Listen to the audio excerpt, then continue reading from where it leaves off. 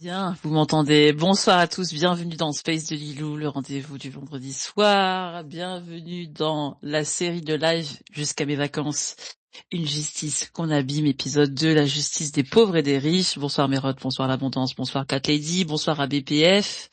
Ah, ça plante, c'est ce que je vois. Bonsoir Polochon, bonsoir Isabeau, bonsoir Harvest. Bonsoir, c'est un petit lapin, donc on va dire petit lapin. Et bonsoir, alors je regarde, Jean-Yves LPN from Thales. Et bonsoir à nos deux auditeurs cachés. Salut El Niño, j'espère que tu vas bien. Coucou Mérode, salut Romain. Alors merci de liker et de reposter le space s'il vous plaît pour qu'il se balade. C'est un space enregistré qui finira sur YouTube. Vous êtes sur le live de Lilou. Ça veut dire que vous n'avez aucun propos à caractère discriminatoire, raciste, islamophobe, homophobe, antisémite. C'est un live qui va durer environ 2 heures. Vous avez la possibilité de lever la main pour prendre la parole. Vous aurez 3 minutes pour prendre la parole, exposer votre point de vue qui doit tourner sur le sujet. Voilà. Donc ce soir, on va faire une justice qu'on abîme, épisode 2, la justice des pauvres et des riches. Et avant de vous parler de ça, je voulais vous dire que, comme vous le savez, Hi Stevie, je suis aussi sur TikTok. Sur TikTok, je suis plus dans le concret avec des parents ou des justiciables, mais, je partage aussi les lives TikTok sur YouTube, pour ceux qui ne le savaient pas. Mes lives TikTok, c'est tous les dimanches à 21h. C'est des sujets très concrets. Ce dimanche-là, par exemple, on va voir la CAF pour les personnes qui sont en situation de handicap ou qui sont aux minima sociaux, comme la feu l'expression. Mais je vous dis ça parce que j'ai, malgré moi, été prise dans une vague euh, de haine, Sally Farmer, qui concernait une amie à moi, qui m'est chère, qui a plutôt un grand nombre de followers et un très bon engagement sur TikTok, et qui a été victime de ce que j'appelle les justiciers de l'écran. SAULB, les justiciers de l'écran, ça va être un module hors série que je vais faire qui ira, pardon, sur mon podcast. D'accord? Les justiciers de l'écran, c'est enquêter, juger, punir à la place de la justice. Qu'est-ce que dit le droit? Pas plus tard qu'hier, j'ai une personne que je connais, que j'apprécie par ailleurs sur TikTok, qui est venue me demander comment quelqu'un qu'elle connaissait pouvait faire une IA pour finalement, comme ils adorent dire, traquer les pédos. Je le rappelle, vous n'avez pas à agir à la place de la justice. Vous n'avez pas à agir à la place de la police et vous n'avez pas à décider qui doit subir votre tribunal. Parce qu'en général, les justiciers de l'écran, ils vont très vite sur la diffamation, la dénonciation calomnieuse, les raids, le doxing, le guet-apens, etc., etc. Et c'est vraiment un énorme phénomène. Euh, il faut que ça s'arrête. Comme vous l'avez vu, X est en train de évoluer vis-à-vis du doxing, puisque forcément, avec de gros influenceurs américains attaqués, ils sont quand même obligés d'intervenir. Je vous rappelle que vous ne pouvez pas vous faire justice vous-même, et que contrairement à ce que vous pouvez penser, parce que vous avez l'impression que c'est ok d'aller chercher la vie des gens, de faire des screenshots, d'utiliser des photos, même des enfants, à un moment ou à un autre, cela vous coûtera en droit. Voilà. Donc, ce sera un modèle hors série, un module hors série, dans mon podcast que je vous annoncerai. Donc ce soir, une justice qu'on abîme, la justice des pauvres et des riches, c'est toujours un travail dans le cadre de mon mouvement digital à la Nouvelle République numérique.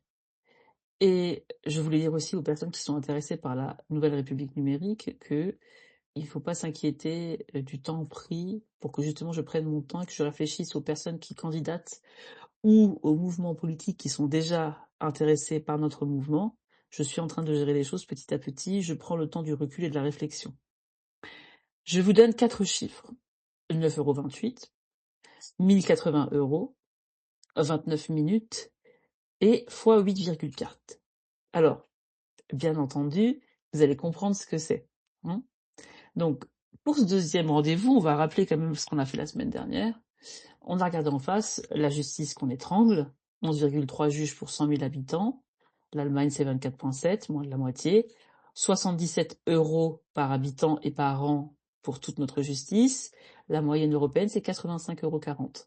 Les plaintes qui dorment, non pas par malveillance, mais par épuisement du système, et on a posé le fil rouge de toute cette série, que je vous redonne mot pour mot parce que c'est notre boussole. La justice française n'est pas en panne par accident, elle est abîmée par des choix.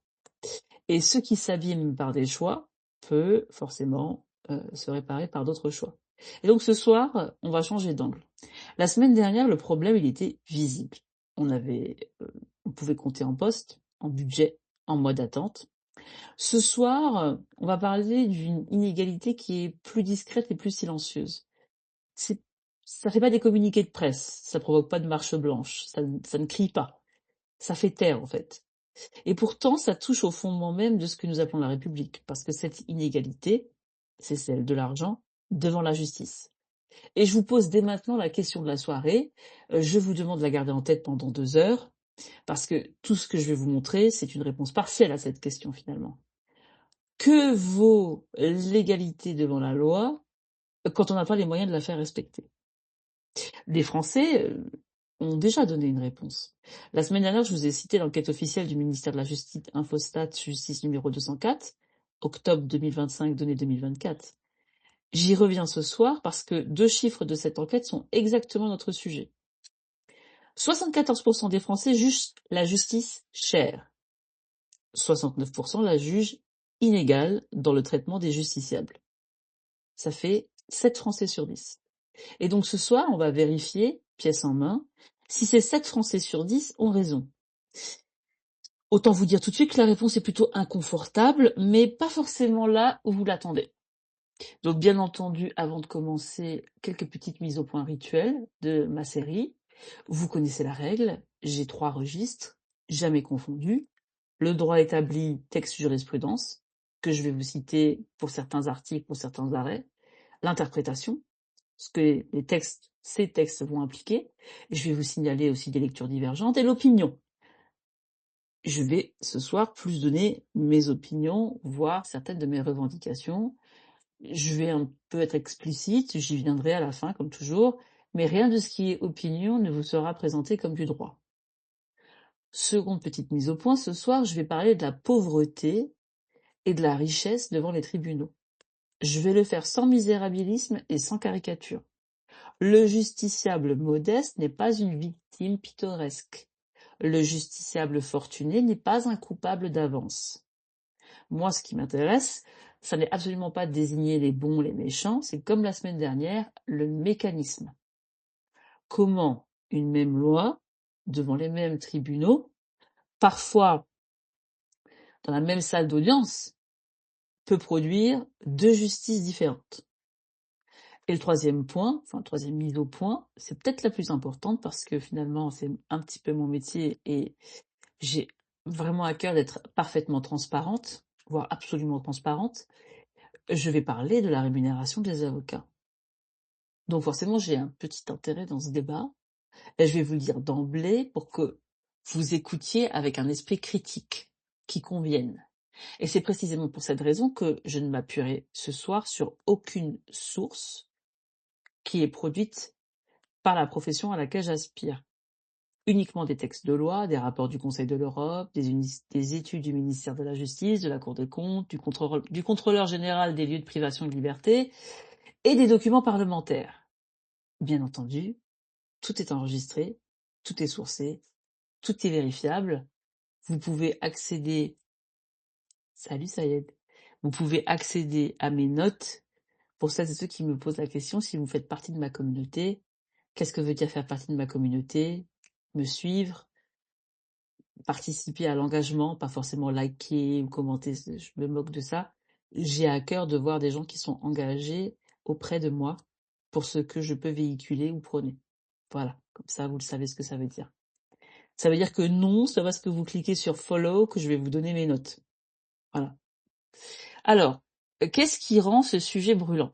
D'abord, on va commencer comme toujours par l'actualité, des faits publics et datés. Depuis le 1er mars 2026, pour engager la plupart des procédures civiles au prud'homal devant les juridictions, il faut payer 50 €. Ah, ça.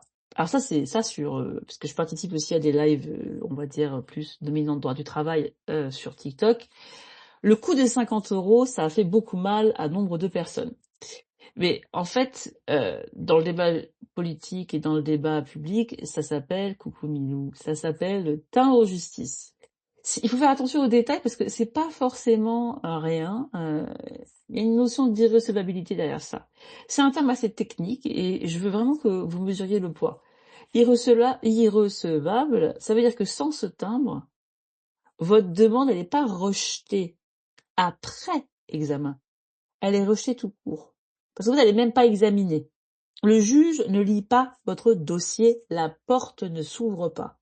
Et je précise immédiatement, parce que l'honnêteté l'exige, les bénéficiaires de l'aide juridictionnelle sont exonérés de ce timbre, ainsi que certaines procédures particulières. L'objectif affiché de cette contribution, c'est précisément de venir financer cette aide juridictionnelle, c'est-à-dire l'accès aux droits des plus modestes.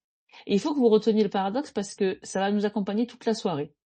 Pour financer l'accès aux pauvres à la justice, on a rendu l'accès à la justice payant. Pour financer l'accès des pauvres à la justice, on a rendu la justice payant. Enfin, l'accès. 50 €, pour certains d'entre vous, c'est un restaurant, une manucure. Pour un salarié au SMIC qui veut contester son licenciement, c'est plus d'une journée de salaire net. Et avant d'avoir parlé à quiconque, avant le premier rendez-vous, avant la première pièce du dossier. C'est comme un péage, finalement, à l'entrée du palais, et on va voir tout à l'heure que ça s'ajoute à une file de péage qui est déjà longue. Et là, je juge pas encore. J'y viendrai dans le registre de l'opinion à la fin, et vous verrez que ma position est plus nuancée que vous l'imaginez. Je constate simplement qu'au moment où on parle, la question du financement de l'accès au droit, elle est posée sur la place publique par le législateur lui-même. Ce n'est pas moi qui ai choisi le sujet de ce soir, c'est l'actualité. Et derrière cette actualité, il y a un chiffre. Un seul. Le chiffre de la soirée. Je vais vous dire lequel, et je vous demande d'y penser. 9,28 € d'euros, si on a envie d'être parfaitement français. Selon les données européennes, qu'on va disséquer tout à l'heure, c'est ce que la France consacre par habitant et par an à l'aide judiciaire. C'est-à-dire que 9,28 €, c'est ce qui permet aux plus modestes d'être conseillés et défendus. 9,28 € par an. Est-ce que c'est le prix de 2 cafés en terrasse à Paris? Pas par mois, hein, par an. Donc on va mettre ce chiffre un petit peu en perspective parce qu'un seul chiffre, ça ne dit rien. La semaine dernière, je vous disais 77 € par habitant pour l'ensemble de la justice française. Sur ces 77 €, ce qui va à la défense des plus faibles, c'est donc environ 1 € sur 8. Il y a un rapport du Conseil de l'Europe, que je citerai tout à l'heure, qui ajoute une donnée que je trouve personnellement assez glaçante. À l'échelle du continent, donc notre pays, les dépenses d'aide judiciaire ont baissé de 16% depuis 2020, alors que dans le même temps, les budgets des tribunaux et des parquets augmentaient. Partout en Europe, quand il a fallu arbitrer, c'est la ligne des pauvres qu'on a rognée d'abord. La justice, elle a payé son silence. Je vous le dis, je vous l'ai dit la semaine dernière. L'aide judiciaire, c'est le silence dans le silence. Gardez ce 9,28 €. On va le disséquer. Mais d'abord, il faut que je vous montre absolument ce dont on parlait, que ce dont on parle ce soir, c'est pas vraiment un sujet de niche pour les juristes. C'est un sujet de masse et c'est surtout un sujet d'invisible. Donc, vous pouvez me dire, ok Lilou, l'aide juridictionnelle, les frais de procès, ça concerne qui? Allez, très peu de gens, une minorité de gens à problème? On va faire par 3 comme je fais d'habitude. 3 séries de chiffres. D'abord, la première série. Ceux qui sont dans le système. En 2024, plus de 775 000 personnes ont bénéficié de l'aide juridictionnelle en France. 3/4 de million de personnes chaque année. Et une écrasante majorité de ces personnes, c'est-à-dire environ 88%, à taux plein. C'est-à-dire, ce sont des gens dont les ressources sont si faibles que l'État va prendre tout en charge. Vous rapportez ça à la population, chaque année, plus d'un Français sur 100 ne peut faire valoir ses droits que parce que la solidarité nationale paie sa défense. Sur 10 ans, il faut faire un calcul. C'est une ville comme Paris et sa petite couronne.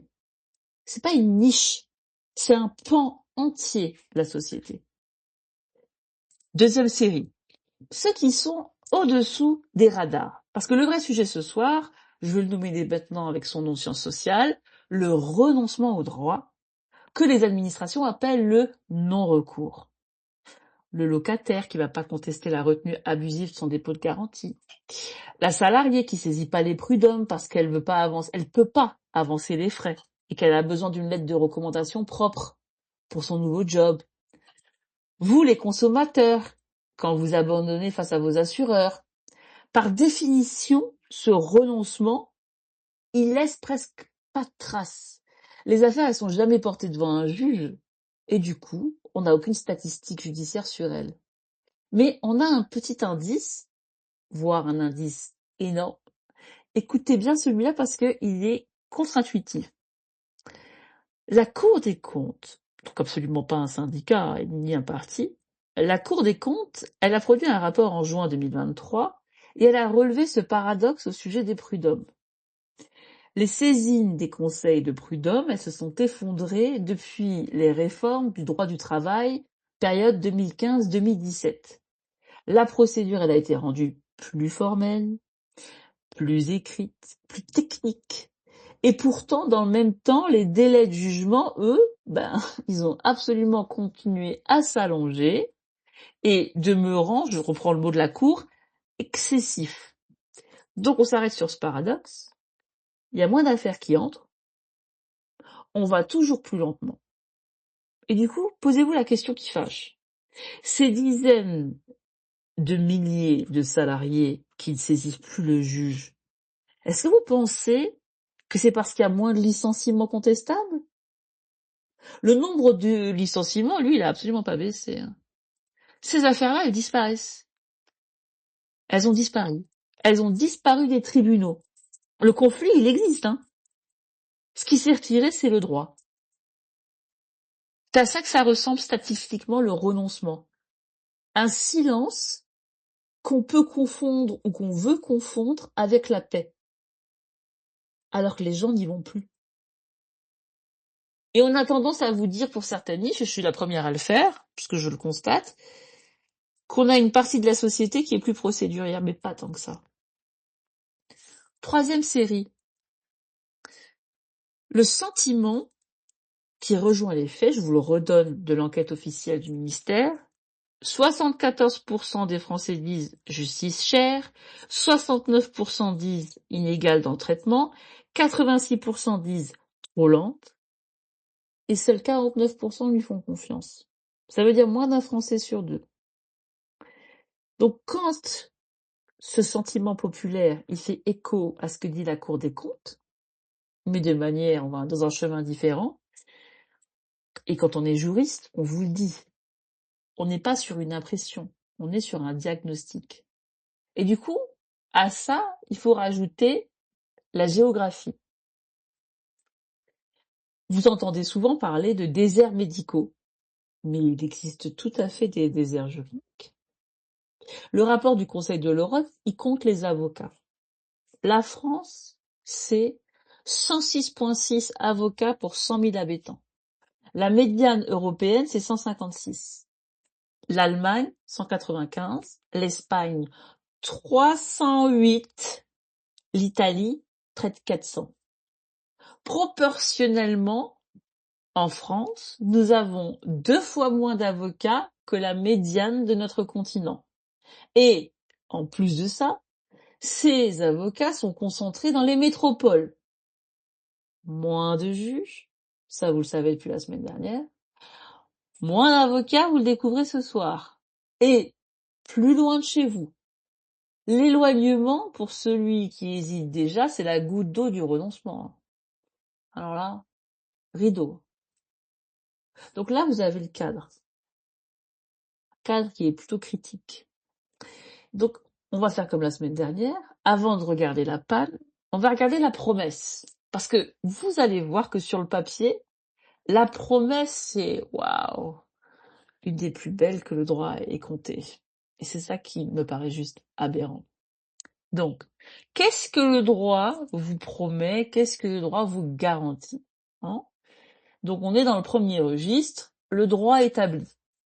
Tout ce qui suit, donc que je vais vous mentionner, est écrit, opposable et sanctionné. Vous avez le droit de le connaître, et d'ailleurs c'est un peu le propos de toute cette série, et ça revient aussi de mes auditeurs TikTok qui me disent «Ah mais c'est pas possible, je savais pas, pourquoi on n'est pas informé, etc. etc.»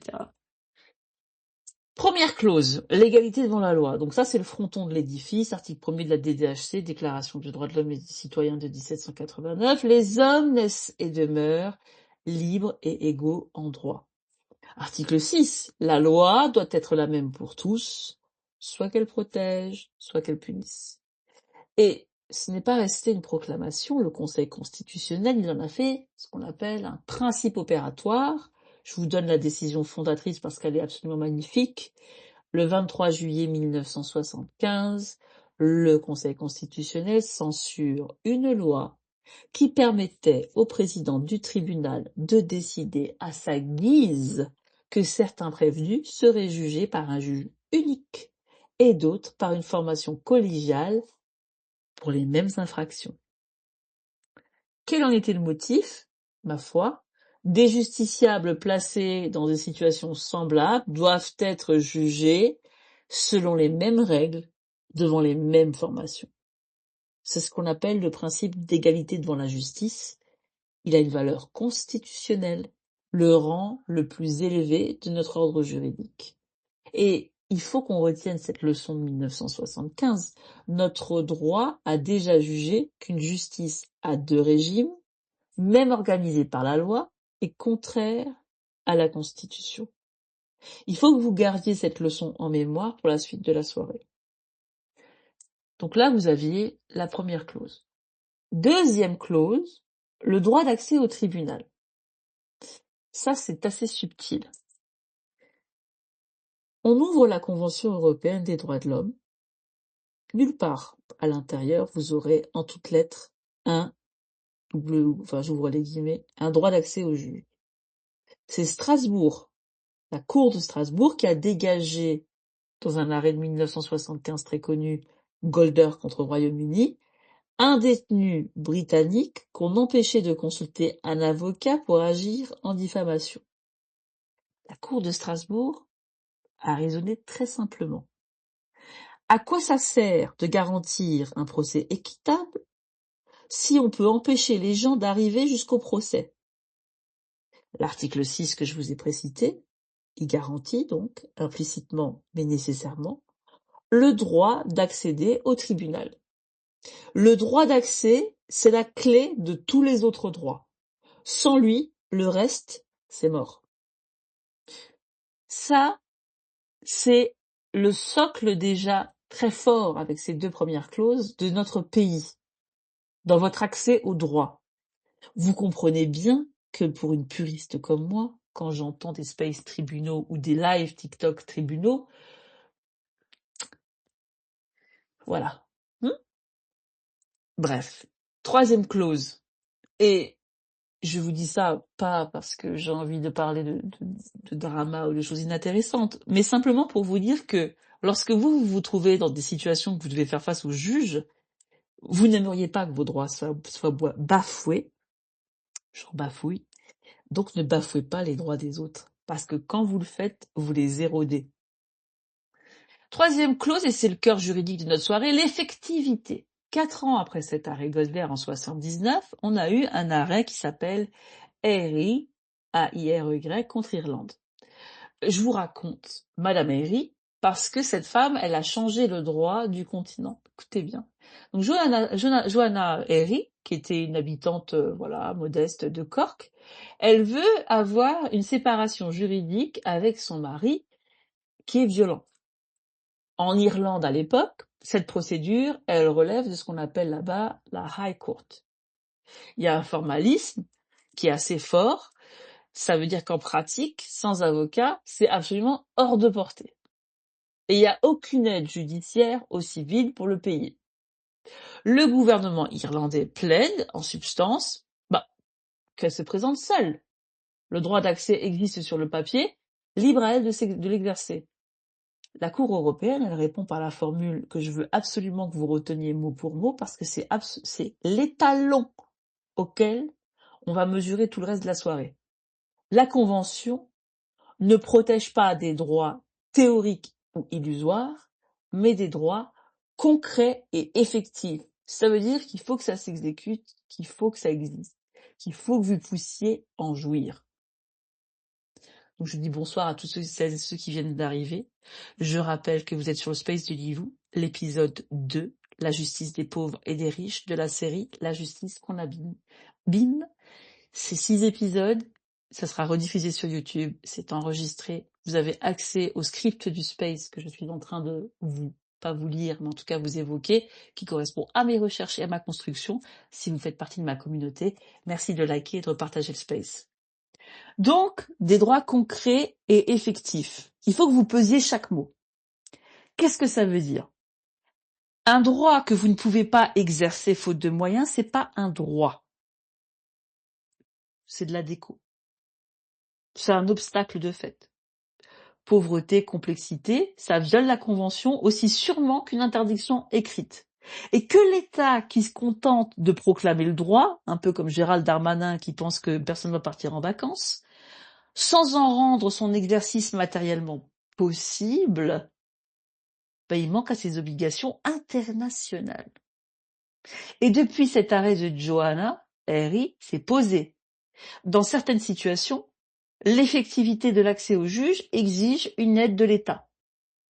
Et la Cour, elle a prolongé ce raisonnement par un principe au nom absolument merveilleux, l'égalité des armes. Ça a été notamment dans l'arrêt Dumbo Beer contre Pays-Bas en 93. Chaque partie doit disposer d'une possibilité raisonnable de présenter sa cause dans des conditions qui ne la placent pas en net désavantage par rapport à son adversaire. Égalité des armes. Donc le droit du procès, il est pensé comme un duel loyal.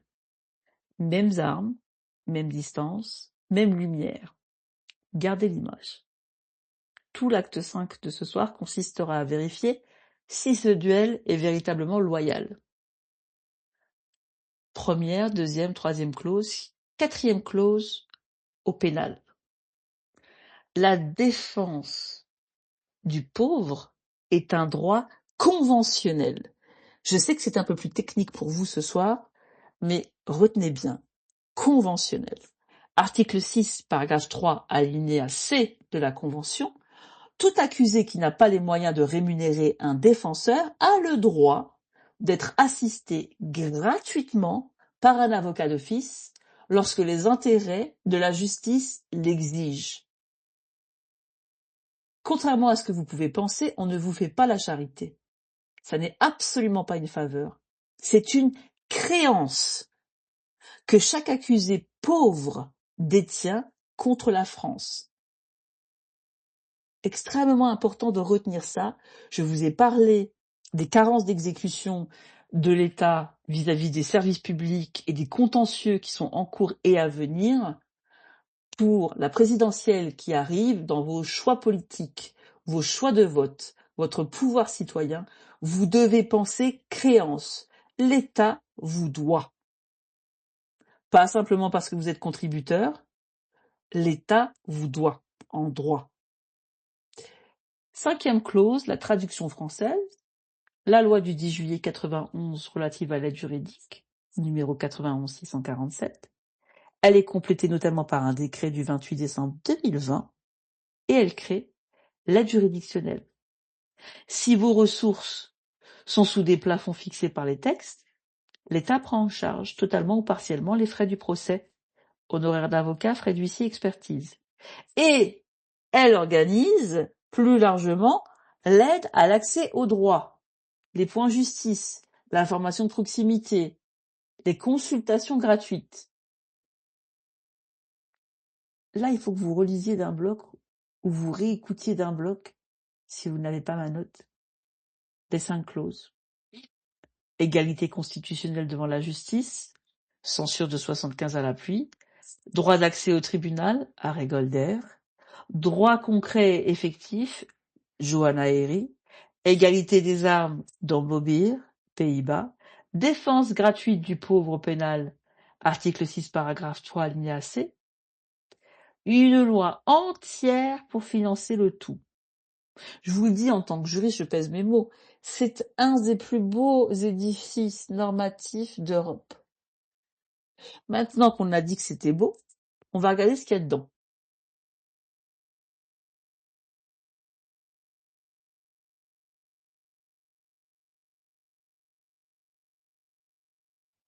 Alors, d'ores et déjà, on va reparler d'argent. Vous vous souvenez des 9,28 €? C'est un constat. C'est une promesse, une nouvelle fois sous-financée. Alors, d'où ça vient ces 9,28 €? De la même source que la semaine dernière, et je rappelle pourquoi je l'ai choisi. La CEPEJ, la CEPEJ, Commission européenne pour l'efficacité de la justice, organe du merveilleux Conseil de l'Europe, Strasbourg, l'Organisation des droits de l'homme, 44 États évalués par l'Union européenne. Il y a un rapport du 16 octobre 2024 avec des données de 2022. Je date mes chiffres, comme toujours, et je redis ce que la CEPEJ dit elle-même. Les comparaisons internationales, elles ont des limites de périmètre, c'est-à-dire que les systèmes d'aide, ils couvrent pas exactement les mêmes choses partout, ce qui semble normal. Mais finalement, les ordres de grandeur, ils sont assez robustes et on va les voir. Premier ordre de grandeur qu'on a, la part. En Europe, en moyenne, les États consacrent 11% de leur budget judiciaire à l'aide judiciaire. Sauf que ce chiffre qui est plutôt moyen, il cache l'essentiel. Chez les pays riches, donc ceux dont le produit intérieur brut par habitant dépasse 20 000 €, donc nous, la moyenne elle monte à 24% du budget judiciaire qui est consacré à l'aide. Un quart. Le Danemark c'est 27%, la Suède c'est 25%, et nous c'est combien? 12%. La moitié de ce que font les démocraties comparables à la nôtre. 12%. Et il faut que vous reteniez la règle que révèle finalement la CEPEJ. Parce que c'est presque une loi sociologique. Plus un pays est riche, plus il investit dans la défense de ses pauvres. La France, c'est l'exception. Alors là, on est dans une catastrophe économique, mais on peut partir du postulat qu'elle est riche par son économie. Elle finance sa solidarité judiciaire comme un pays qui ne le serait pas. Parce que ça date pas de ce quinquennat, ou de cette décennie. Donc ça, c'est juste la part. Vous avez retenu qu'on a 50% par rapport aux autres. Le deuxième ordre de grandeur à prendre en compte, c'est ce qu'on appelle la tendance. Et ça, je vous l'ai dit en ouverture et je le répète parce que les chiffres importants se répètent. À l'échelle européenne, depuis 2020, les budgets des tribunaux, ils ont augmenté d'environ 12%, ceux des parquets de 19% et les dépenses d'aide judiciaire, elles ont baissé. Elles ont baissé de 16%. C'est-à-dire que quand l'argent revient, il revient partout, sauf chez les plus faibles. L'aide judiciaire, c'est pas qu'elle est seulement sous-financée, c'est une variable d'ajustement. Mais pas une variable d'ajustement, c'est la variable d'ajustement de la variable d'ajustement. La part, la tendance, le plafond. Et ça, c'est le plus concret de ce soir. Finalement, qui est-ce qui a droit à l'aide juridictionnelle en France? Je vous donne les chiffres en vigueur au moment où j'ai préparé cette émission. Ils sont révisés chaque année par circulaire. Vous pouvez les vérifier sur servicepublic.fr ce soir si vous le souhaitez. Pour une personne seule, et là vous allez vous rappeler les 4 chiffres que je vous ai donnés en entrée de space, pour une personne seule, l'aide totale, donc prise en charge 100%, c'est réservé à ceux dont le revenu fiscal de référence ne dépasse pas 12 957 € par an. Allez, on fait la division ensemble. 12 957 divisé par 12, combien ça fait? 1080 € par mois. Je vais vous donner une comparaison pour qu'on puisse y réfléchir. Le SMIC net mensuel à temps plein, il est au-dessus de ce montant. Vous pouvez tirer vous-même la conclusion. Je vais seulement la formuler en une phrase et je vous demande de la retenir parce qu'elle résume à elle seule l'état de la promesse républicaine. En France, Travailler à temps plein au salaire minimum, c'est être trop riche pour que l'État paie entièrement votre défense. Travailler à temps plein au salaire minimum, c'est être trop riche pour que l'État paie entièrement votre défense. Le salaire en dessous duquel il est illégal de payer quelqu'un est au-dessus du seuil à partir duquel l'État vous estime capable de payer un avocat. C'est pas génial, ça? Et attendez. C'est vrai, on a des tranches partielles. Je les donne honnêtement. Prise en charge à 55% jusqu'à environ 15 316 € de revenus annuels. 25% de prise en charge jusqu'à environ 19 433 €, avec des majorations par personne à charge, attention. On va dire c'est mieux que rien, alors je le dis, mais regardez ce que signifie 25% dans la vie réelle. Ça signifie qu'il vous reste 75% à payer. Pour quelqu'un qui gagne 1 500 € par mois, je vais vous faire tout à l'heure l'addition d'un procès ordinaire, et vous verrez que 75% de cette addition, c'est plusieurs mois de reste à vivre. Et c'est comme ça que naît une catégorie dont aucun discours politique ne parle jamais, et qui est peut-être la plus mal lotie de toutes. Les trop riches pour l'aide, trop pauvres pour le procès. Trop riches pour l'aide, trop pauvres pour le procès. La France des 1200, 1500, 1800 € par mois. Trop de ressources pour la solidarité, pas assez pour le marché. Des millions de gens. Millions de gens. Quand leur droit est bafoué, ils font le calcul. Et qu'est-ce qu'il dit le calcul? Oublie. Laisse tomber. Renonce. Eh oui. Souvenez-vous des saisines des prud'hommes qui s'effondrent. Là, voilà. Je viens de vous parler de ceux qui renoncent. Parce qu'ils n'ont pas le choix. La part, la tendance. Maintenant, on va voir le 4e ordre de grandeur. Les plafonds, pardon. Le 4e ordre de grandeur. Ce que l'État paye quand il paye. Quand un avocat vous défend à l'aide juridictionnelle, il n'est pas payé en honoraires libres. Il est rétribué selon un barème d'État. Chaque procédure, ça vaut un nombre d'unités de valeur qui est fixé forfaitairement par décret, et l'unité de valeur vaut 36 € hors taxe. Je vous donne l'historique complet parce que ça raconte 30 ans de notre sujet. 22,84 € jusqu'en 2016, 26,50 € en 2016, 32 € en 2017, 34 €, on est hors taxe, en 2021, 36 € depuis 2022. Et depuis, bien ma foi, pendant que l'inflation courait, on va vérifier au jour de la diffusion de ce soir, mais au moment où je prépare ces lignes, le compteur, il est toujours à 36. 36 € l'unité, multiplié par un forfait d'unité par procédure pour des contentieux entiers, c'est-à-dire une assistante complète devant le juge aux affaires familiales, une défense en correctionnel. La rétribution totale, elle se compte en centaines d'euros. Pas par heure, au total. Pour tout. Rendez-vous, étude de pièces, écriture, audience, déplacement, appel du client, même le dimanche, même le soir. Et qu'est-ce que ça coûte? Qu'est-ce que ça coûte une heure de cabinet? Pas l'honoraire, le coût. Loyer, assurance professionnelle obligatoire, charges sociales, secrétariat, documentation, logiciel. Toutes les analyses économiques qui sont disponibles, ça le situe au-dessus, voire très au-dessus de ce qu'on rapporte à l'aide juridictionnelle, elle-même rapportée au temps réellement passé. Je ne vous demande pas de me croire sur parole. Je vous ai promis aucune source corporatiste. Alors je vous renvoie aux questions écrites posées au gouvernement à l'Assemblée nationale qui dresse ce constat en toutes lettres. À l'aide juridictionnelle, les avocats travaillent majoritairement à perte. Et ils demandent donc le relèvement de cette unité de valeur. On est à 36, ils ont demandé 42 €.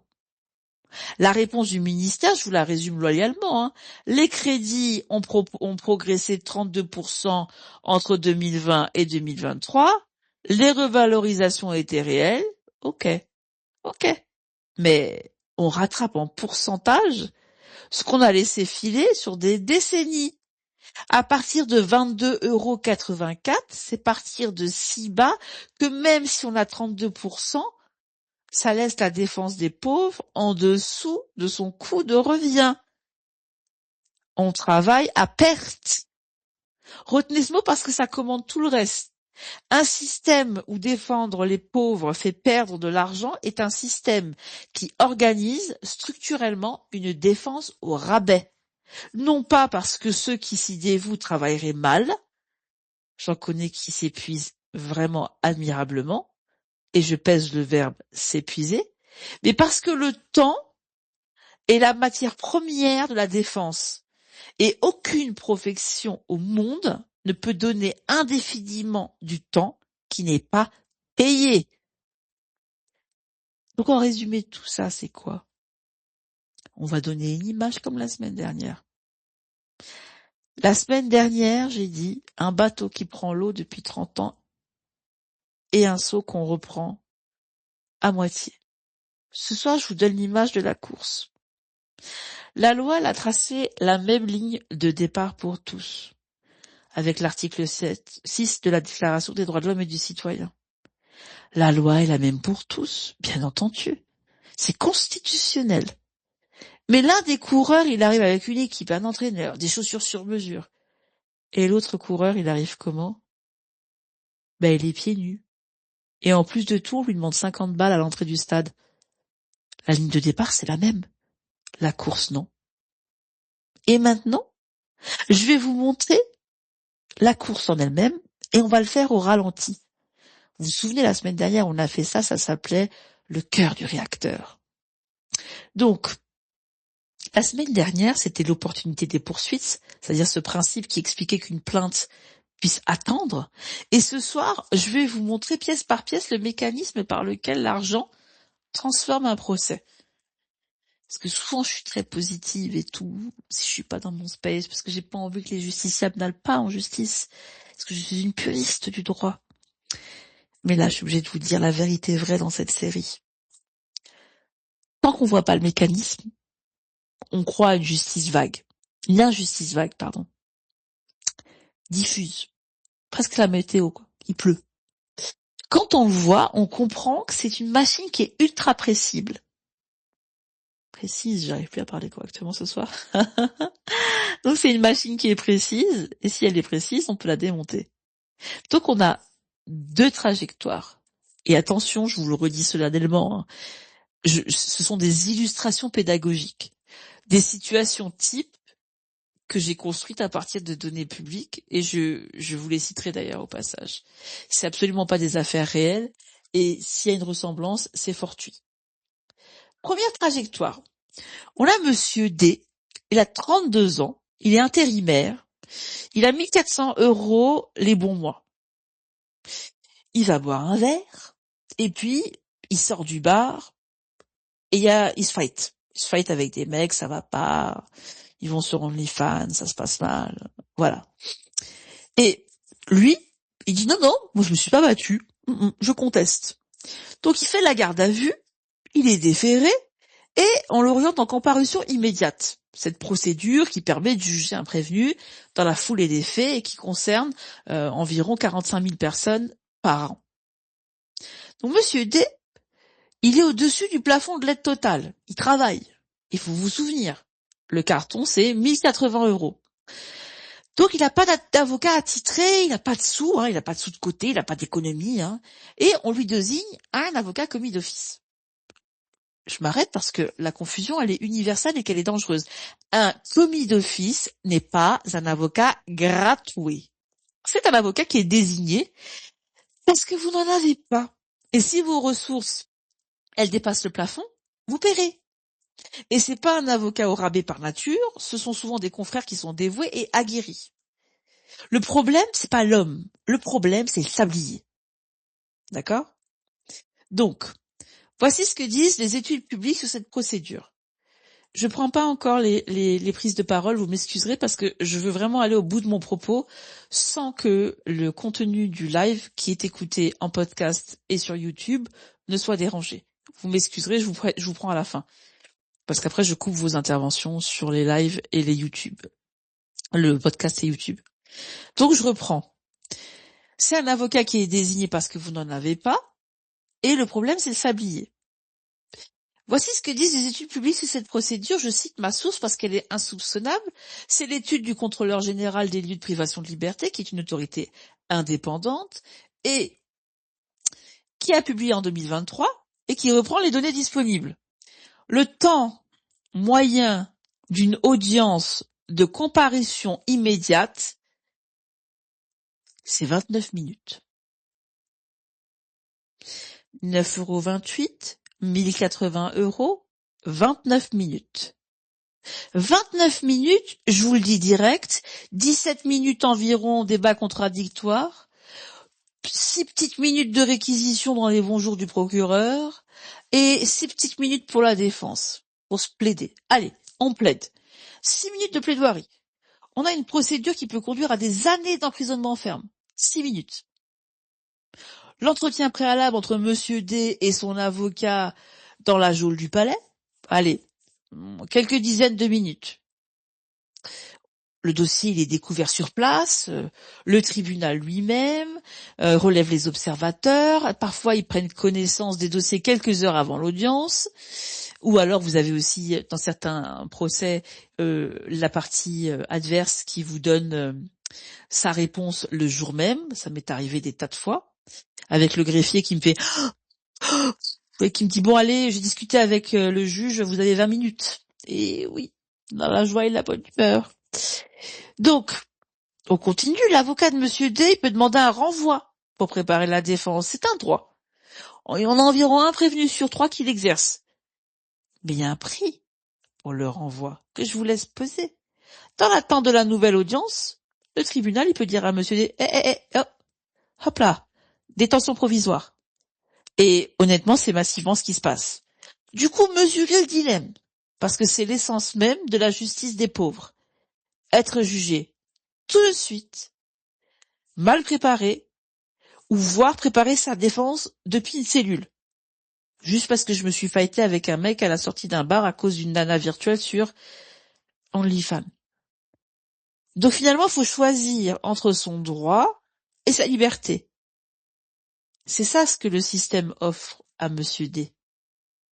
Alors vous allez me dire, mais du coup, il va se passer quoi? Ben, encore une fois, il y a une étude économétrique qui est reprise par ces mêmes travaux publics que je vous ai cités, qui a mesuré ce que pèse la procédure elle-même sur la peine. Toutes choses égales par ailleurs, même type de fait, même profil, 8,4. Multiplié par 8,4. La comparution immédiate multiplie par 8,4 la probabilité d'une peine d'emprisonnement ferme par rapport à une audience classique. 29 minutes. Pas parce que les faits sont 8,4 fois plus graves. L'étude, elle neutralise la gravité. Parce que la procédure est plus rapide. La défense moins préparée, la personne présentée détenue. Même le Sénat, dans plusieurs de ses travaux, a employé à propos de cette procédure l'expression de machine à emprisonner. Et là, je fais pas de commentaires, je vous cite. Et la source, je vous l'ai donnée. 29 minutes fois 8,4. 9,38 €, 1080 € mensuels. 29 minutes fois 8,4. Gardez bien ça en tête. On va maintenant changer de salle d'audience. Hop! Nouvelle histoire. On va l'appeler Monsieur F. Monsieur F est chef d'entreprise, il a un patrimoine absolument confortable. Oups! Un petit contentieux fiscal et commercial complexe, des montants à 7 chiffres. Son équipe de défense compte 3 avocats de spécialités différentes. Et je vous rappelle au passage que dans ce pays, les avocats sont rares. On a 106,6 avocats pour 100 000 habitants. 106,6 avocats, si vous vous reportez à la semaine dernière, rappelez-vous, on a 7 juges. La rareté, partout, ça veut dire quoi? Plus cher. Eh oui, on fait monter les prix et on réserve la ressource à ceux qui peuvent l'acheter. Donc première chose que l'argent achète, le temps. Des centaines d'heures d'études du dossier, Monsieur D, lui, il a eu 6 minutes de plaidoirie. Monsieur F, il aura des journées entières d'audience, des notes en délibéré, des mémoires de 50 pages, du temps de cerveau juridique consacré à sa cause. Et honnêtement, c'est 1000 fois supérieur. Deuxième chose, la preuve. Face au rapport de l'expert judiciaire, les conseils de Monsieur F, ils vont commenter des contre-expertises privées. Un professeur agrégé pour une consultation, un cabinet d'expertise comptable pour démontrer le chiffre adverse. Chacune coûte plusieurs milliers d'euros. Aucune n'est illégitime. Discuter la preuve, c'est le contradictoire. Et le contradictoire, ça protège l'innocent. Je le redirai. Mais retenez l'asymétrie en une phrase. La discussion de la preuve est ouverte à tous en droit et réservée en fait à ceux qui peuvent la financer. La discussion de la preuve est ouverte à tous en droit et réservée en fait à ceux qui peuvent la financer. Troisième chose, la procédure. Chaque voie de recours, elle est étudiée. Chaque nullité soulevée. Chaque délai utilisé. Les avocats de Monsieur F sont payés, sont bien payés. C'est pas n'importe qui. L'affaire, elle durera des années. Et observez ce renversement. C'est un des secrets les mieux gardés du système. Le temps. Le temps, c'est l'ennemi mortel du justiciable pauvre. Souvenez-vous, 14 à 16 mois de moyenne au prud'homme en première instance, 12 à 36 mois supplémentaires en appel, des affaires qui en départage, finalement, elles s'enlisent pendant des années. Un contentieux au complet qui va pouvoir dépasser 4 ans. Ce temps-là, c'est l'allié du riche, bien sûr. Qu'est-ce qu'il va faire, le justiciable riche? Il va user l'adversaire. Il déprécie la créance. Il pousse à transiger à la baisse. Aux États-Unis, dans les grands cabinets d'avocats, on vous apprend pas à renvoyer, mais à faire traîner. Je suis persuadée que vous avez tous regardé le film avec Tom Hanks quand il a le sida, Philadelphia. C'est une histoire vraie. Quelle a été l'idée? Et c'est exactement pareil dans le contentieux de Marlboro ou de Monsanto. Les gens ont fini par gagner. Certains sont morts entre-temps. On apprend aux avocats de ces cabinets, entre autres choses, à faire durer les procédures. Ce sont des stratégies. L'argent achète le temps, achète le cerveau, achète les procédures parce que l'expertise n'est pas accessible à tous. La lenteur de la justice dont vous vous plaignez à juste titre et dont tout le monde se plaint, ça n'est absolument pas qu'une nuisance également répartie. C'est une arme. Et elle est toujours dans la même main, et c'est moi qui vous le dis. Quand vous avez l'avocat de la partie adverse qui renvoie systématiquement, c'est juste pour faire traîner. Là, actuellement, j'ai des personnes dont les contentieux sont renvoyés à 1 an.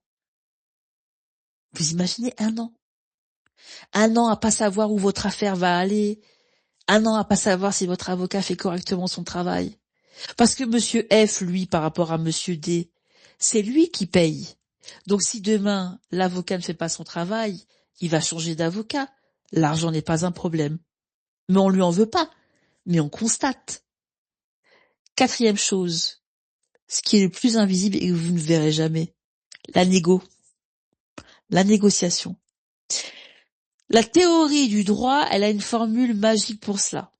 On négocie toujours à l'ombre du tribunal. Votre force dans une négociation, c'est la crédibilité de votre menace d'aller au procès et de le tenir. Quand on peut tenir 5 ans, on négocie en seigneur. Quand on peut même pas tenir, allez, j'allais dire 5 jours, 5 mois, on vous tend et vous signez. Le même droit substantiel Le même article du code, il vaut cher dans une main et rien dans l'autre. Même code, même tribunal. Parfois, c'est la même salle, à 2 heures d'intervalle.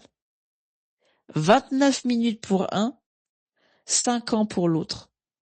Et chacun des deux aurait besoin de ce que l'autre a en trop. Et maintenant, un point sur lequel je refuse absolument toute caricature, parce que c'est la clé d'analyse. Dans les deux trajectoires, que ce soit monsieur F ou monsieur D, personne n'a triché. Le juge, il n'est pas corrompu. Les études de la CPEJ, elles classent d'ailleurs la justice française parmi celles où la corruption judiciaire est la plus rare d'Europe. C'est pour ça que j'avais besoin de faire cette série, tellement on a à côté de la plaque sur le digital, et notamment sur X. L'avocat qui est commis d'office, il n'est pas négligent. Les conseils de monsieur F n'abusent d'aucun droit. Tout le monde joue selon les règles. Et c'est précisément ça ce qui doit vous glacer, en fait. L'inégalité, elle vient pas d'une violation du système. L'inégalité est le système. Dès lors qu'une justice contradictoire, où la vérité, finalement, elle naît de la discussion des preuves, et c'est un trésor, hein, parce que ça protège l'innocent, dès lors qu'elle est plongée dans une société inégalitaire, sans correctif suffisant, le contradictoire a un coût. Et quand ce coût, il n'est pas compensé pour les faibles, ma foi, le trésor devient un privilège. Et l'égalité des armes qu'on avait dans l'arrêt d'Ambobert, le duel loyal, ça devient, ma foi, trop souvent chez nous, un duel où l'un a une épée et l'autre a le fourreau. Vous voyez lesquels? À ça, vous ajoutez l'asymétrie des adversaires, vous avez un tableau complet. Le justiciable modeste, il affronte presque jamais son semblable. Ce qu'il va affronter, c'est un assureur, une banque, un bailleur institutionnel, un employeur, une administration, etc., etc. C'est ce que la sociologie appelle, en droit, les plaideurs habituels. C'est des organisations qui ont un service juridique qui est permanent, qui connaissent la jurisprudence de chaque chambre, pour qui votre litige c'est le millième du genre, et qui peuvent vraiment, mais sans aucun souci, vous permettre de perdre. Et surtout, ils intègrent votre probable renoncement dans le calcul économique. Et je vous le dis crûment, hein, dans certains secteurs, le non-recours des clients fait partie du modèle d'affaires. Et ça, je vous l'avais déjà expliqué quand on a parlé des cabinets de conseil, et quand je vous disais, oui, tout à fait, on peut largement faire des amortissements sur le fait que vous n'attaquiez pas. Et c'est ce qui se passe aussi aujourd'hui quand vous avez des procédures administratives, en recours administratif préalable avant de saisir la justice, où finalement on vous donnera pas ce que vous voulez, l'administration n'ira pas dans votre sens, parce qu'elle sait qu'après vous devrez faire un recours administratif préalable obligatoire, que vous avez 2 mois pour le faire, qu'elle aura 2 mois pour vous répondre, et que si elle est en retard ça vaudra rejet, même si elle ne dit rien, et qu'à ce moment-là vous devrez rester en justice, devant un autre tribunal, judiciaire ou administratif, et que ça prendra entre 6 mois et 1 an. Donc quand vous gérez de la masse salariale, par exemple, pour tout ce qui est prud'homal, mais au public, ce qui est mon cœur de métier, ma foi, vous faites des trajectoires. Ok, je vais enlever tant et tant de personnes dans la masse salariale. En fonction du salarié ou de l'agent, puisqu'on est dans le public, je vais faire des trajectoires avec des hypothèses de contentieux. Et j'irai au bout de mes procédures et la personne n'ira qu'à aller devant le juge. Et si en plus je suis pervers et que j'ai un marché public à prestations juridiques avec un super cabinet d'avocats, ma foi, pas de souci. On pourra aller au bout du bout du bout du bout, ça prendra des années et si ça se trouve, il s'arrêtera avant nous. Voilà. C'est horrible, hein. Mais c'est le système qui veut ça. Alors, je vais vous le dire vraiment, mais de toute façon hyper honnête. L'autre face, elle existe. Et il faut qu'on en parle. Bon, ça fonctionne, mais c'est partiel. Donc, l'aide juridictionnelle, 775 000 bénéficiaires. Bon, ok, c'est pas rien. Les plus modestes, blablabla. Dans les contentieux les plus graves, ça ouvre une porte. Il y a l'aide à l'accès au droit. Vous avez environ 2000 points justice sur le territoire, vous avez des consultations gratuites d'avocats en mairie, vous avez les permanences des barreaux, et au pénal et pour les violences intrafamiliales, l'admission provisoire d'urgence. Ça veut dire que depuis des réformes qui sont toutes récentes tout de même, une victime peut obtenir un avocat immédiatement, sans avance de frais, pour les procédures d'urgence comme pour l'ordonnance de protection. Ça, il faut le saluer et pas tout voir en noir, c'est un progrès qui est réel. Je suis pas réservé là-dessus. Côté civil, vous avez aussi des mécanismes que vous allez devoir connaître ce soir, euh, parce que c'est vraiment un quart d'heure utile que je vous donne, parce que la plupart du temps, vous ne le savez pas. L'article 700 du Code de procédure civile, si vous gagnez, le juge peut condamner l'adversaire à vous rembourser une partie de vos frais d'avocat. C'est une partie, et peut-être. Le montant, c'est le juge qui l'apprécie, et en général, c'est rarement le coût réel. Mais, demandez-le toujours, et surtout, faites-le de manière chiffrée et justifiée. Ensuite, vous avez la protection juridique de vos assurances.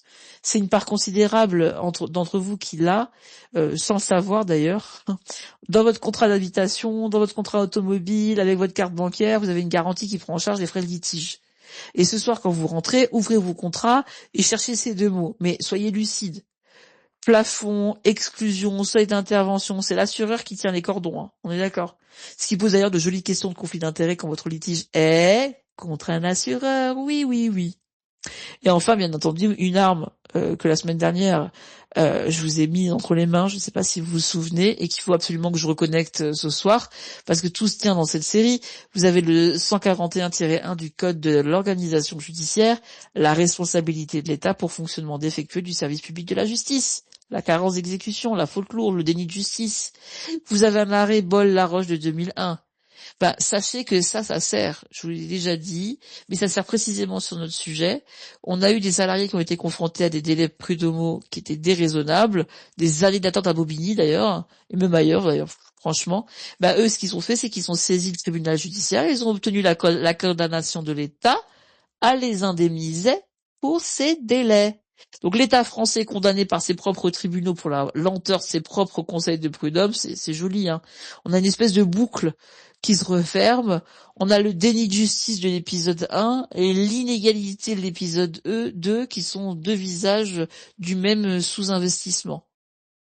Ça, c'est l'état des lieux. Bon, on a eu des correctifs, je viens de vous les donner. Ils sont réels, ils sont partiels, ils sont plafonnés, ils sont méconnus, ils sont sous-financés. Donc on est loin des droits concrets et effectifs, et d'ailleurs, on est parmi les plus pauvres dans les contentieux les plus graves. Mais bon, pour tous les autres, on va dire que il va falloir qu'on avance parce qu'il y a certaines personnes qui ont même pas la force d'aller retirer un courrier, comme un courrier de licenciement par exemple. Ils restent dans le silence. Et comme la semaine dernière, je sens monter vos questions. À qui la faute? À qui la faute? Et comme la semaine dernière, je vais vous demander de ralentir parce que la confusion des responsabilités, c'est la mère de tous les faux procès. D'abord, première responsabilité possible, celle des avocats. Ma foi, c'est très tentant. Je l'ai eu hier sur TikTok. J'étais dans un live, on m'a dit les avocats font n'importe quoi, ils en ont parlé avec la ZE, la commission parlementaire, etc., etc. Et honnêtement, on va traiter ce sujet de front. Alors oui, il y a des honoraires très élevés dans certains segments du droit des affaires. Oui, la profession doit la transparence, c'est-à-dire que la convention d'honoraires, elle est écrite, elle est obligatoire, c'est la loi, et le bâtonnier vient contrôler, les recours existent si vous avez des contestations, et tous vos clients doivent les connaître. Dans les plus grands cabinets d'avocats anglo-saxons dans lesquels j'ai pu travailler, l'heure était à 900 €, hors taxe. Et c'est pas les plus chers. Mais donc, c'est cabinet d'affaires. Donc, avant de juger les avocats trop chers, regardez l'économie réelle de la profession. Moi, je vais vous donner le seul chiffre qu'il faut retenir. La profession d'avocat, c'est l'une des plus inégalitaires de France. Vous avez des écarts de revenus parmi les plus larges de toutes les professions libérales. À côté des cabinets d'affaires, des séries télévisées, là, dont vous me parlez tout le temps, la majorité, en fait, des avocats de ce pays, ils exercent seuls, en petite structure, avec des revenus médians sans rapport avec l'image publique. Et cette majorité-là, elle assure la défense de masse à l'aide juridictionnelle. Quand vous voyez un avocat qui est sur TikTok ou un avocat qui est sur X, c'est des avocats qui cherchent des clients. Parce que les frais sont énormes. Les charges sont énormes. Donc, cette majorité-là qui vient faire la défense de masse à l'aide juridictionnelle, à perte, je vous l'ai déjà dit sur plusieurs pièces parlementaires. Donc c'est pas juste d'accuser les avocats d'inégalité de l'accès au droit. Parce que finalement, c'est confondre le thermomètre et la fièvre. Les honoraires libres, ils sont chers parce que la défense contradictoire, elle coûte cher. Elle coûte cher en quoi? Ben, en temps, puis en qualité. 106,6 avocats pour 100 000 habitants, c'est moitié moins que la médiane européenne. Et la vraie question, c'est pas pourquoi la défense ou le temps de défense coûte cher, parce que ça va toujours coûter cher. La vraie question, c'est qui paye ce coût pour ceux qui peuvent pas payer. Et cette question-là, c'est pas entre les mains des avocats, c'est entre les mains du Parlement. Encore une fois. Deuxième responsabilité, alors, le législateur et son budget. On va récapituler là ce qu'on a vu, d'accord? Parce qu'il y a tout qui converge. C'est qui fixe les plafonds? Et c'est qui décide qu'un smicard est trop riche? Bah, le pouvoir réglementaire, le législateur. Qui est-ce qui fixe l'unité de valeur de l'avocat qui est là en aide juridictionnelle, donc qui ne vous coûte rien, à 36 €? Et qui décide de ce que vaut, finalement, une heure de défense d'un pauvre? Les mêmes. Les mêmes. 900 € de l'heure.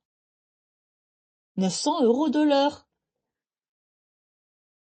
Et eux, on leur donne 5 minutes avant potentiellement de les mettre en prison. Qui a créé le timbre à 50 €? Qui a décidé de financer la solidarité judiciaire par un péage sur l'accès au juge, plutôt que par l'impôt général, qui est déjà hyper élevé? Les législateurs, dans une loi de finances. Qui a réformé la procédure prud'homale, qui la rendait plus écrite et plus technique? Et du coup, il n'y a plus de saisine? Ce qu'a documenté la Cour des comptes? Le législateur. Alors je dis pas à ce stade que tous les choix sont mauvais, hein, attention, hein, j'y viendrai dans le registre de l'opinion. Mais en fait, je dis que ces choix sont votés, datés, signés, publiés au journal officiel. Donc c'est identifiable. Et si c'est identifiable et que ça a suivi ce chemin, c'est révisable. Troisième responsabilité, les politiques publiques au sens large. L'implantation territoriale des juridictions et des points d'accès au droit. L'information des citoyens. Combien d'entre vous ce soir connaissez l'article 700? La protection juridique de leur assurance, l'admission d'urgence, la simplicité des démarches, un formulaire d'aide juridictionnelle, des pièces justificatives, des délais d'instruction de la demande. Chaque étape ajoutée fabrique du non-recours. C'est-à-dire des ayants droit qui demandent rien. Soit parce qu'ils savent pas, soit parce qu'ils ont peur et qu'ils se découragent, et aussi, parfois ils ont honte. Ils ont honte. Une politique publique, ça se juge aussi à ceux qu'on perd en route. Et croyez-moi, on en perd énormément. On les compte même pas. Donc vous voyez la hiérarchie, comme la semaine dernière, le coupable individuel, l'avocat cupide, le procureur négligent, ça résiste pas à l'examen. Chercher un coupable individuel pour une défaillance systémique, encore une fois, on punit un malade pour l'épidémie. La responsabilité dominante, elle est structurelle, elle est budgétaire, elle est politique, ça se juge pas au tribunal. Ça se juge dans le débat public, dans les urnes, c'est-à-dire entre nous. Voyez? Et c'est bien parce que j'ai pas ce que je veux avec les politiques que je crée un mouvement. On a besoin de travailler ensemble, nous. On a besoin de dire stop. Donc on en est là par des choix. Et moi j'ai identifié 3 causes. Et comme je vous le dis, hein, je vous le redis à chaque semaine, 3 causes n'en font pas une. Premièrement, le sous-financement chronique de l'aide juridique. Donc le mécanisme exact que je vous décrivais la semaine dernière pour l'ensemble de la justice, il est porté à sa forme pure. On est sur une ligne budgétaire sans défenseur. Les bénéficiaires de l'aide juridictionnelle, ils manifestent pas. Ils pèsent dans aucun arbitrage interministériel. Ils n'ont pas de fédération, pas de lobby, et puis ils n'ont aucun prix à décerner. Je vous le redis, il y a beaucoup de ces personnes qui ont honte de leur situation. On va pas défiler en disant « je suis pauvre ». Qu'est-ce que ça donne sur 30 ans? L'unité de valeur qui passe de 22,84 à 36 €, pendant que tout le reste, les loyers, les charges, l'inflation, ça court. Ça court, ça court, ça court, ça court. Et une part de l'aide dans le budget judiciaire, 12%, moitié moindre chez nous que chez nos voisins. À l'échelle du continent, je vous redis une dernière fois parce que c'est le chiffre le plus politique de la soirée, une baisse de 16% depuis 2020, pendant que tout le reste du budget judiciaire augmentait. La justice, elle a payé son silence. La justice du pauvre, des pauvres, elle le paye au carré. Deuxième cause, la complexification. Alors ça, c'est vraiment un sacerdoce. Tout ce que je vous disais la semaine dernière sur l'empilement des lois, ce soir, c'est une traduction monétaire. Plus le droit est complexe, plus il faut de temps qualifié pour s'y défendre. Plus ce temps coûte cher. Et plus la complexité elle-même devient une barrière à l'entrée. Je vous en ai donné l'illustration la plus documentée, la réforme prud'homale 2015-2016. On a voulu une procédure plus rigoureuse, plus écrite, des requêtes motivées, des conclusions structurées, des bordereaux, là. Sauf que, bien entendu, chaque exigence prise de manière isolée, ça se défend. Mais la somme des exigences a produit ce que la Cour des comptes a constaté. Il y a eu un effondrement des saisines. On a eu des délais toujours, mais excessifs. On a rendu le prétoire si exigeant que les plus fragiles, ils ont dit que stop, même pas j'y entre. Johanna Herry, dont on parlait la dernière fois en 79, elle butait là-dessus. C'était pas une interdiction qui lui fermait la High Court de Dublin, c'était le formalisme. Nous, en croyant moderniser, on a fabriqué des Johanna par dizaines de milliers. La complexité procédurale, c'est un impôt invisible et son produit qu'il est intégralement reversé aux plus riches. Troisième cause, je vous donne vraiment des constats de réalité. C'est pas un discours LFiste là que je vous donne. Troisième cause, des seuils et des barèmes qui sont pensés en variable d'ajustement et pas en question de principe. Tout ce qui est plafond, tranche, unité de valeur, timbre à 50 €, il n'y a aucun de ces curseurs qui est posé là où il est au terme d'un raisonnement de principe. Ils sont posés là où il y a l'équilibre budgétaire de l'année qui a poussé. Personne n'a jamais posé au Parlement la question dans le bon ordre. Moi, je vais vous donner le bon ordre. Premièrement, que promet notre Constitution? L'égalité devant la justice, valeur constitutionnelle, censure de 75. Deuxièmement, que promet notre signature internationale? Des droits concrets et effectifs, l'égalité des armes. Troisièmement, combien coûte la tenue de ces promesses? On a toujours posé la question à l'envers. Combien peut-on mettre?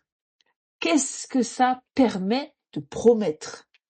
Un État qui calcule comme ça, il ne finance pas un droit, il solde un principe. Et donc, si on regarde ces trois causes une dernière fois, comme la semaine dernière, le sous-financement des votes chaque automne en loi de finances, la complexité des lois, des décrets datés, signés, les seuils, des circulaires et des arbitrages, pas une seule fatalité dans le lot, pas une loi de la nature. 3 familles de décisions et la démonstration de cette série progresse. La semaine dernière, on a dit pour les moyens de la justice, c'était établi. Ce soir, pour l'accès à la justice, donc c'est établi. Et après, dans les épisodes qui restent, on va établir l'indépendance. Ce qui a été décidé, je vous le redis, peut être décidé autrement. La justice des pauvres et des riches, ça n'est absolument pas une malédiction sociale parce qu'il y a les mecs du CAC 40, rien à voir. C'est une politique publique. C'est construit, ligne budgétaire par ligne budgétaire, seuil par seuil. Et avec un merveilleux terme wokiste que je hais, ce qui a été construit peut être déconstruit. Ou alors, reconstruit de la même manière. Et c'est vous, moi, nous, qui devront faire en sorte que ça change. Et donc là, je vais vous expliquer ce qu'on peut faire pour exiger concrètement quelque chose.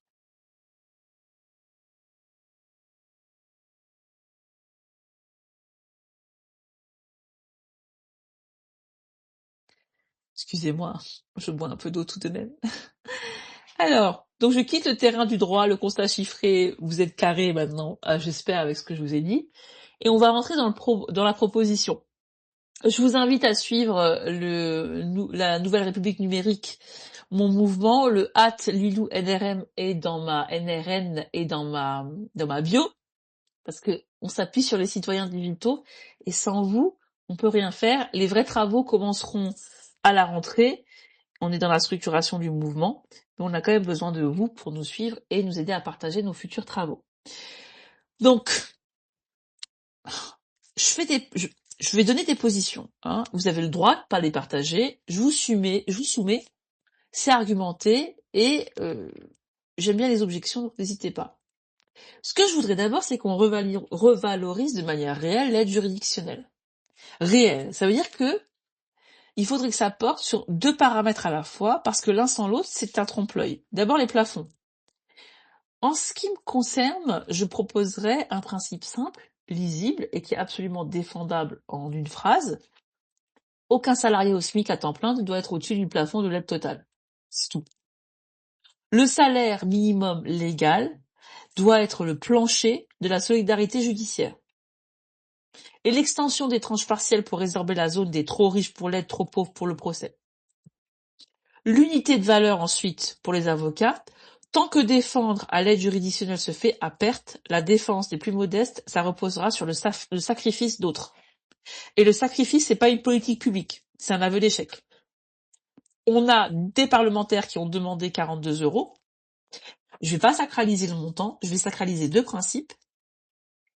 La rétribution doit couvrir le coût réel du temps de défense, le temps, comme je vous ai dit, et elle doit être indexée. Ça veut dire pour pas qu'on refasse en silence, avec l'érosion monétaire, les économies qu'on n'ose plus voter à voix haute. Je pense que c'est extrêmement important. Deuxième exigence que j'aurais, un objectif public chiffré et daté. Ça veut dire que le même format que la semaine dernière pour les magistrats, parce que, en réalité, ce qui se mesure pas publiquement se répare jamais. Donc, je voudrais converger en 10 ans vers la pratique des démocraties comparables. Je voudrais porter la part de l'aide judiciaire de 12% vers les 24% que les pays riches du Conseil de l'Europe y consacrent en moyenne. Pas le Danemark et ses 27%, c'est la moyenne de notre catégorie. Et mes 9,28 €, du coup, là, attendez, parce que j'ai juste un message, 1 minute. Donc mes 9,28 € deviennent un indicateur officiel qui est publié chaque année, qui est débattu au Parlement à chaque fois qu'on a une loi de finances, comme on suit le déficit et la dette. Qu'on puisse pas le faire baisser, si vous voulez, sans avoir à le dire. Et troisième exigence que j'aurais, un accès simple, l'automaticité contre le non-recours. C'est-à-dire que l'aide juridictionnelle, elle se demande en quelques minutes, avec récupération automatique des données fiscales. L'État connaît votre revenu fiscal de référence à l'euro près quand il vous prenne des impôts. Il le connaît donc quand il s'agit de vous aider. Exiger du justiciable qui prouve à l'État ce que l'État sait déjà, c'est une vexation organisée. Donc le non-recours, il faut le mesurer, le traquer, avec la même énergie qu'on met à traquer la fraude. Et je souhaiterais qu'à l'occasion de tout litige, chaque citoyen soit systématiquement informé des 4 outils que vous connaissez désormais. L'aide juridictionnelle, les consultations gratuites, la protection juridique de ses assurances et l'article 700. Maintenant, on va faire une petite objection. Vous connaissez la règle de la série, une pensée honnête expose toujours sa contradiction et dans sa meilleure version, pas dans la caricature. Donc, on y va. Donc, il y a des esprits sérieux, des économistes et des hauts magistrats, certains qui sont à la Cour des comptes, qui vont vous dire, attendez, augmenter l'aide juridictionnelle sans rien changer d'autre, en fait, on met de l'argent public dans un entonnoir percé. Vous allez solvabiliser la demande de justice, donc vous augmentez le coût des affaires, donc vous aggravez l'engorgement que vous dénoncez la semaine dernière. vos 2 épisodes se contredisent. La vraie réforme, c'est de déjudiciariser. On sort du tribunal les litiges qui peuvent se régler autrement, médiation, conciliation, accord amiable, et on réserve aux juges qui deviennent ressources rares ce qui exige d'aller devant un juge. Le timbre fiscal de 50 €, c'est une fonction qu'on tait, ça responsabilise, ça filtre les recours abusifs et fitine. Moi, je caricature pas cet argument parce qu'il contient du vrai. Je le dis. Non, tous les litiges n'ont absolument pas vocation à finir devant un juge. Oui, une médiation réussie est souvent une meilleure justice. C'est plus rapide et ça détruit moins. Mais je pose 2 limites et je vous demande de les peser parce que c'est le cœur de mon désaccord. Ma première limite, c'est que l'amiable, c'est équilibré qu'à l'ombre d'un tribunal accessible. Rappelez-vous de ma formule. On négocie à l'ombre du tribunal. Une médiation entre un fort et un faible, enfin, c'est une médiation que si le faible il peut, de manière crédible, aller au procès. Sinon, c'est pas un accord. C'est juste une capitulation avec un procès verbal. Déjudiciariser sans avoir d'abord rendu le juge accessible, c'est pas désengorger la justice, c'est livrer les faibles aux forts en supprimant les témoins. L'ordre des réformes, c'est pas un point de détail, c'est toute l'affaire. Voyez. Ma deuxième limite. Un filtre financier ne filtre pas les abus. Ça filtre les pauvres. Celui, monsieur F, qui paye 50 balles en souriant, le salarié de bonne foi, il va y renoncer. Si on veut sanctionner l'abus du droit d'agir, notre droit a déjà l'outil, c'est l'amende civile. L'amende civile, elle est prononcée par le juge après examen, c'est-à-dire au cas par cas, là où le timbre, il frappe à l'aveugle. C'est un péage uniforme à l'entrée d'un service public fondamental. C'est pas une responsabilisation, c'est un tri social qui dit pas son nom. Et ce débat-là, moyen contre réorganisation, il va traverser toute notre série d'épisodes et je vais pas le trancher ce soir. Je maintiens ma position de la semaine dernière qui vaut ici trait pour trait. La réforme et les moyens, ce ne sont pas des alternatives. Ce sont les 2 jambes d'une même marche. Et ça fait 30 ans qu'on demande à la justice française de marcher en lui liant alternativement l'une et l'autre. Alors là, je vais clôturer et après j'ouvrirai la parole. On va rassembler le fil. Et pour que vous n'oubliez pas, je vais le rassembler en 4 nombres. Souvenez-vous. Si dans un mois, il vous reste que ces 4 choses, c'est-à-dire les 4 nombres, je serai ravie. 9,28 € par habitant par an pour l'aide judiciaire. 2 cafés. Les démocraties comparables, c'est le double. Et cette dépense-là, c'est la seule du budget judiciaire européen à avoir baissé depuis 2020. 1080. 1080 € par mois. Le plafond au-delà duquel l'État considère que vous pouvez payer entièrement votre défense. En dessous du SMIC. Travailler au salaire minimum dans ce pays, c'est être trop riche pour la solidarité judiciaire. 29. 29 minutes. La durée moyenne d'une audience de comparution immédiate, avec 6 minutes de plaidoirie, pour des peines qui peuvent se compter en années d'emprisonnement. 8,4. Le multiplicateur de risque d'emprisonnement ferme que cette procédure expéditive inflige. Toutes choses égales par ailleurs à ceux qui la subissent. Et ce ne sont pas les puissants. 4 nombres, une seule phrase pour le relier, et c'est la thèse de ce soir. La loi est la même pour tous, le procès non. L'égalité devant la justice est constitutionnelle depuis 1789 et censurée quand on y touche depuis 1975.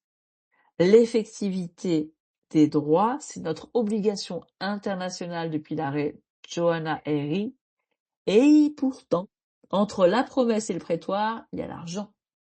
Le nôtre, celui qu'on ne met pas, est celui qu'il faut avoir. Et vous connaissez maintenant la fin de l'histoire parce que c'est la même chaque semaine et qu'elle est vraie chaque semaine. Rien de tout cela n'est une fatalité. Des plafonds, des barèmes, des timbres, des procédures, des décisions, datées, signées, publiées, la justice française, elle n'est pas en panne. Elle est abîmée. Et quand c'est abîmé, on peut réparer. La seule nuance, c'est qu'il faut vouloir réparer. Ça clôture notre deuxième épisode de cette série La justice qu'on abîme, la justice des pauvres et des riches. La semaine prochaine, un épisode 3 qui j'espère intéressera beaucoup d'entre vous, à savoir les juges sont-ils vraiment indépendants?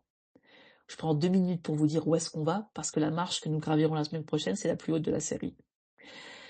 Jusqu'ici, on a parlé des moyens de la justice, on a parlé ce soir de l'argent des justiciables. La semaine prochaine, on va parler de pouvoir. Et je veux que vous voyez dès maintenant comme les fils se nouent. Souvenez-vous de l'épisode 1. C'est le procureur qui reçoit votre plainte et qui apprécie la suite à lui donner. Poursuivre, classer, attendre. Souvenez-vous de ce soir.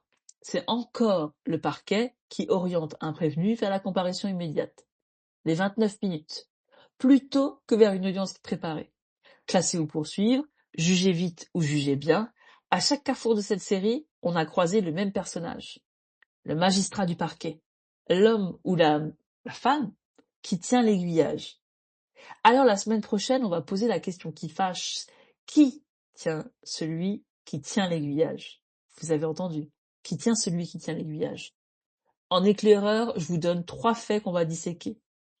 Numéro 1, en France, la carrière des magistrats du parquet, nomination, promotion, ça dépend, en effet, pour partie du pouvoir exécutif.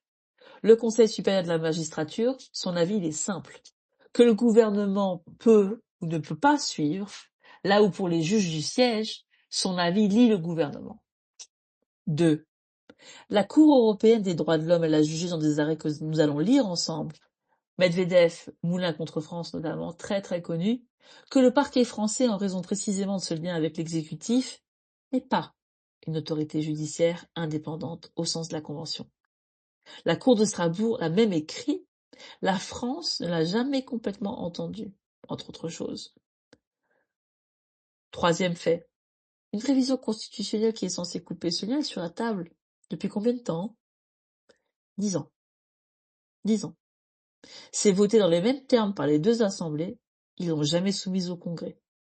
Ça fait 10 ans. Elle est là, sur le côté. Le texte, il est prêt, mais il est dans le tiroir. Vous commencez à connaître la grammaire de cette série. Ce tiroir-là, c'est un choix. Je vous dois dès l'annonce la même loyauté que chaque semaine. Il existe une thèse adverse, bien entendu, qui est sérieuse, qui est défendue par des esprits absolument respectables, celle qui veut garder le lien entre le parquet et le gouvernement au nom d'un principe qui mérite mieux qu'un haussement d'épaule, la politique pénale de la nation, qui doit être conduite par un pouvoir responsable devant les électeurs, pas par des magistrats qui ne répondent devant personne. Eh oui, indépendance contre la responsabilité démocratique, ce sera le duel de l'épisode 3.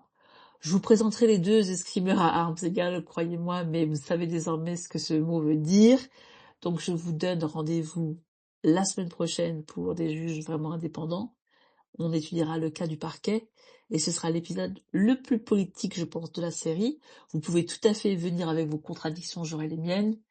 D'ici là, votre devoir à vous, pour une fois, et vous pouvez rapporter de l'argent, allez voir vos contrats d'assurance, cherchez les mots protection juridique, regardez ce que vous possédez sans savoir et expliquez à quelqu'un autour de vous qu'est-ce que l'article 700 et qu'est-ce que l'aide juridictionnelle. Parce que la démocratie, c'est d'abord des citoyens, vous, moi, qui connaissent leurs droits et qui les font connaître.